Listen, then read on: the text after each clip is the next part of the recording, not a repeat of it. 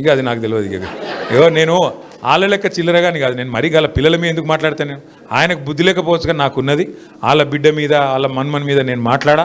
రేవంత్ రెడ్డి మాట్లాడిండు, నా కొడుకు మీద మాట్లాడిండు, మా నాయన మీద మాట్లాడిండు. నేను అసొంటోని కాదు, అట్లా మాట్లాడా. మనము ఎవరైతే మాట ఇచ్చి మోసం చేసినరో వాళ్ళు ఎంబడబడదాం. వాళ్ళ కుటుంబం మనకేం చేసింది అన్యాయం? ఇవాళ సిగ్గులేదు మంత్రులకు కూడా, ఇక్కడ ఉన్న వాళ్ళకు. ఒక ఆడపిల్ల ఏడుస్తే అట్లా మాట్లాడచ్చా అమ్మ?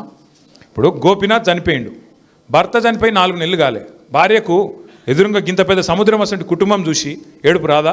ఇంతమంది నాకు ఇడిచిపెట్టిపోయిండు మా ఆయన, గింత పెద్ద పార్టీ, గింత పెద్ద కుటుంబం. ఆమె ఏడిసింది. ఏడుస్తానట ఈ మంత్రులిద్దరికి ఏదో అయిందట. నేను అడుగుతున్నా, ఇవాళ కాంగ్రెస్ వాళ్ళ ఇళ్ళలో వాళ్ళు చచ్చిపోతే వాళ్ళ ఇంట్లో ఏడవరా? మరి ఇట్లా మాట్లాడొచ్చునా? అందుకే నేను అంటున్నా, ఆడపిల్లలు మరి మీరు ఆలోచన చేయాలి. మహిళా రిజర్వేషన్ వస్తుందట, మహిళా రిజర్వేషన్ వస్తుందట, 300 సీట్లు వస్తాయట. మరి అది ఎప్పుడు వస్తుందో కానీ కేసీఆర్ గారు ఇప్పుడే ఒక మహిళా అభ్యర్థిని ఇచ్చిండు. మీరు మహిళలు అయితే గట్టిగా ఉండరు, గట్టిగా గుద్దును. ఇక మగవాళ్ళు అక్కడ ఇక్కడ కొద్దిగా అటు ఇటు అవుతారు, నాకు ఎరికే కొద్దిగా ఉంటుంది అక్కడిక్కడ, నాకు ఎరికే.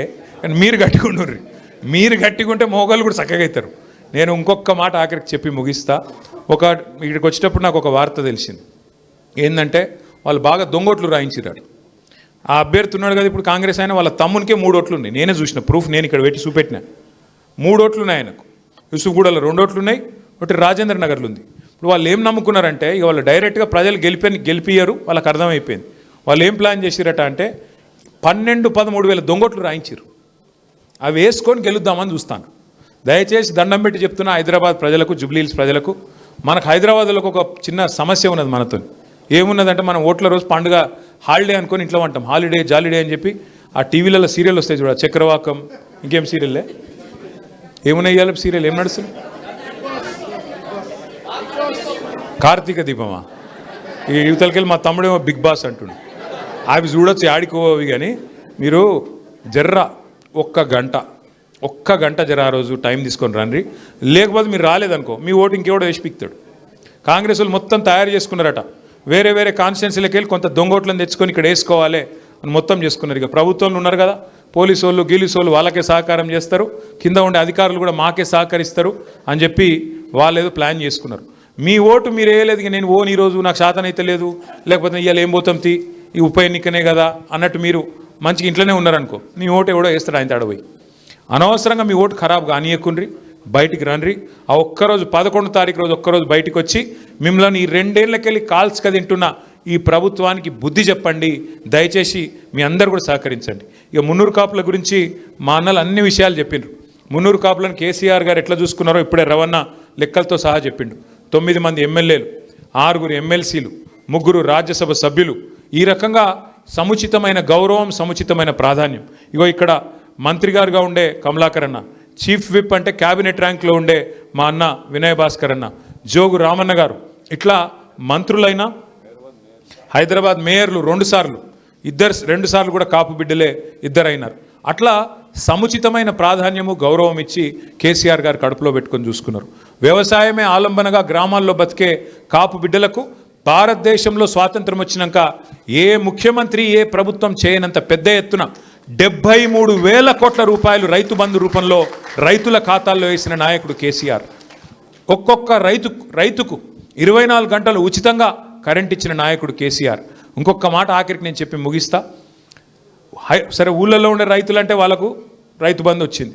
ఇక్కడుండే మా ఆడబిడ్డలు, మా అన్నదమ్ములు చెప్పాలి. 2014 ముందు కేసీఆర్ రాకముందు కరెంట్ ఎట్లుండేని ఇక్కడ?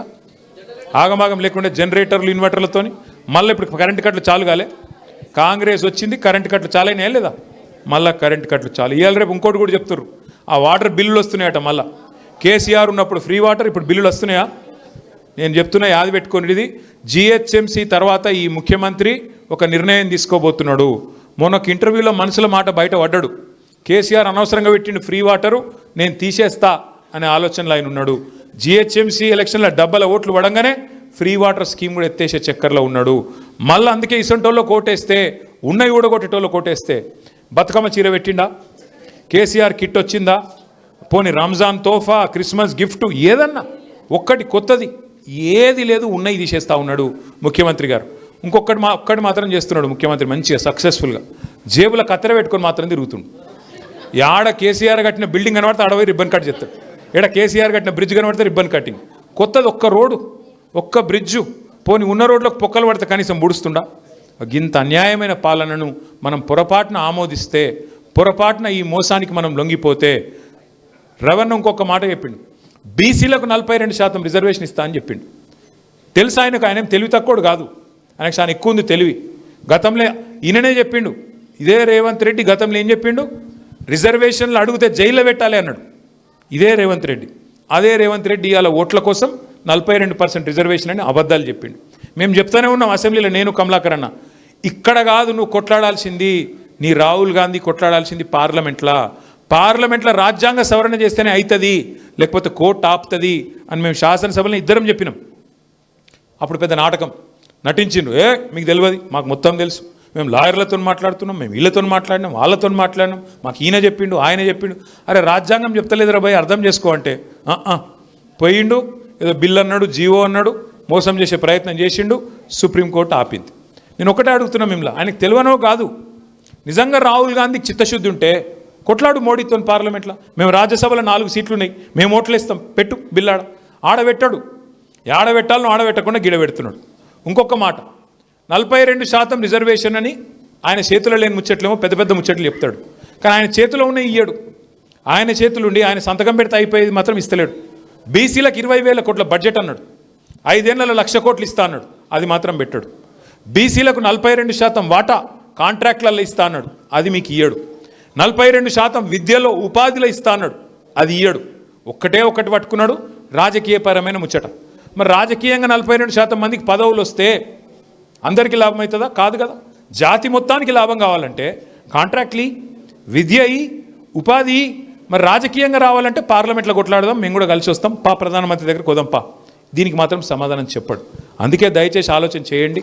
ఈ మోసపు ప్రభుత్వాన్ని, ఈ మోసపు కాంగ్రెస్ పార్టీని తప్పకుండా మీరందరూ 11 తారీఖు నాడు ఓట్లు లేకపోతే దొంగ ఓట్లు అయితే చెప్పిన కదా మీకు, మర్చిపోకుర్రి. పొరపాటున మీరు మర్చిపోతే మీ ఓటు ఇంకోళ్ళు వేస్తారు కంపల్సరీ. వాళ్ళు రాసుకున్నారు, 12,000 దొంగ ఓట్లు రాసుకున్నారు. మిమ్మల్ని మీ ఓటు వేరే ఓడేస్తాడు, మీ ఓటు మురిగిపోనీయకండి, బయటికి రండి. 11 తారీఖు నాడు గట్టిగా బుద్ధి చెప్పండి. మరి మళ్ళొక్కసారి కేసీఆర్ గారి ప్రభుత్వాన్ని మీరు గట్టిగా మంచి మెజారిటీ ఇస్తే తొందరలోనే తెచ్చుకోవచ్చు అని చెప్పి కూడా తెలియజేస్తూ పేరున మీ అందరికి నమస్కారాలు, ధన్యవాదాలు.